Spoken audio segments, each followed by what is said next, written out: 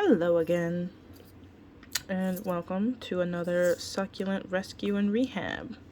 So this is one of 3 plants that I bought a couple days ago, a little while ago. It says that it's a Pachyveria powder puff. I don't know why I'm stuttering on that, but Pachyveria powder puff. And a Pachyveria is like, I don't know how to describe it. Just Google it and you'll see. But yeah, I'm gonna clean this up today, just a little bit. I've got it basically trying to like rehab it under a set of grow lights. It's on like the set of grow lights I have are on the lowest setting. Anytime you get a new one, even if like the lighting in the store was great and it came in and it's like not all janky and messed up like this, even if it's in, that bright lighting in the store, when you get home you want to acclimate it.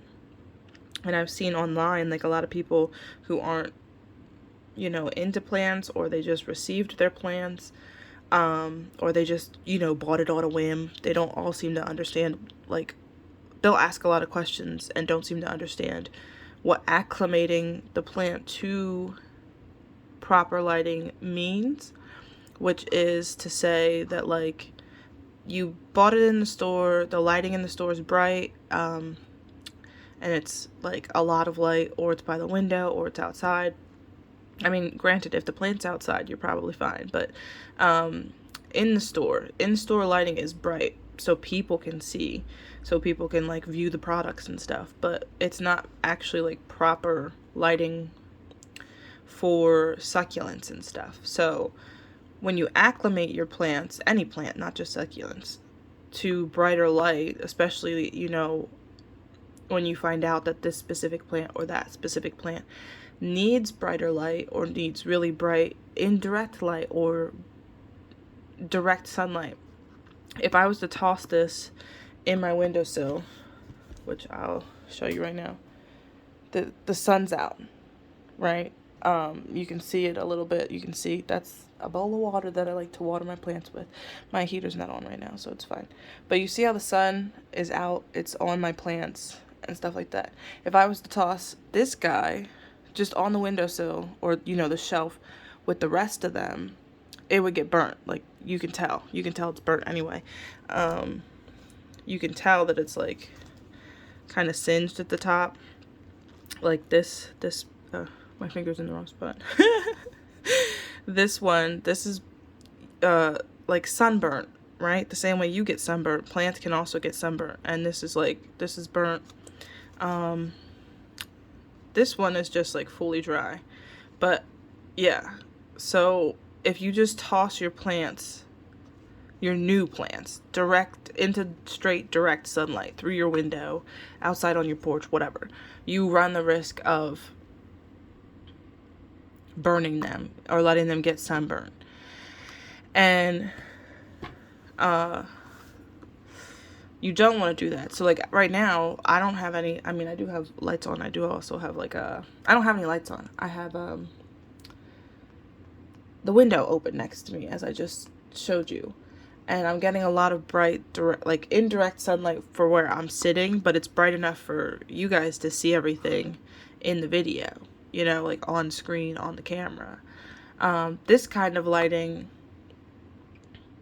is really good. Basically, you come home, you repot your plant, and you sit it in this kind of spot in your house where it's bright, but the sun's not gonna hit the plant at all, right?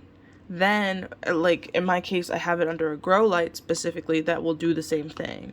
Depending on, the research you do, the grow lights that you pick, some of them like have adjustment features, so you can pick between like really low light to really bright light, and the brightest settings usually mimic the light that I just showed you from the window. Like, it kind of mimics broad daylight or like bright direct sunlight. So when you acclimate your plants to it, that's what you're doing. You're sitting it in lighting like this for like a week, 2 weeks, then you're moving it closer so that it's getting even more direct, like slightly more direct light, or not direct, but like slightly more light, and you leave it there for like a week or two, and then you you know, the next week you switch spots again, you move it even closer to your windowsill until the basically until your succulent, in this case your succulent, can withstand full direct sunlight. And then you can just leave it in that window or on that shelf with full direct sunlight. In this case, I'm going to say these three probably came in a little overwatered, or like the last time, I don't know. They definitely got overwatered because this coloration is kind of translucent. It's kind of see-through. You could just, I just squeezed it a little bit. It's really soft and like malleable. And I'm dusting the farina, it's called, off by accident, because that's what happens when you touch it. The farina, in the last video, I mentioned the powdery stuff acts like a sunscreen, basically. But it also kind of like, which protects the plant, but it also gives it a different coloring depending on the plant. When your plants, when your succulents, if you overwatered it by accident, you'll get these translucent leaves. You'll get these translucent, like, and they'll start to fall off. Basically, the plant has to reabsorb it because the amount of water in the soil is too much. And I think from what I've looked up, it tries to counteract that by getting rid of leaves because it doesn't need them. Like, you would think, like, oh, it's just going to suck up more and push out new growth and do all this stuff. And it's like, no. They're like, no, that's too much. I don't need this many leaves for the amount of water I've got. I'm trying to suck up elsewhere. So I need to get rid of stuff, you know? I'm going to see, and I'm also going to have to repot this because this is still in what it came in when I bought it. I know a lot of people, and I myself have learned my lesson about using terracotta pots for stuff. Absolutely can never sing enough praises about terracotta or clay pottery for your plants, especially succulents, because that terracotta will really wick up all the excess like moisture and water in the soil and really help like keep your plants from this kind of reaction of overwatering. Because what the pot sucks up eventually, like, either gets reabsorbed kind of back into the soil when it's necessary, or it just evaporates and dries out. So it's like you don't have to worry about anything. I have learned though that if you're gonna, you know, stick to the nursery pots that they come in, which is like this cup and like other cups, or like, you know, pots. They look like cups though. If you're gonna stick with that, then you're gonna have to just make sure that you wait. I think I mentioned this in another video.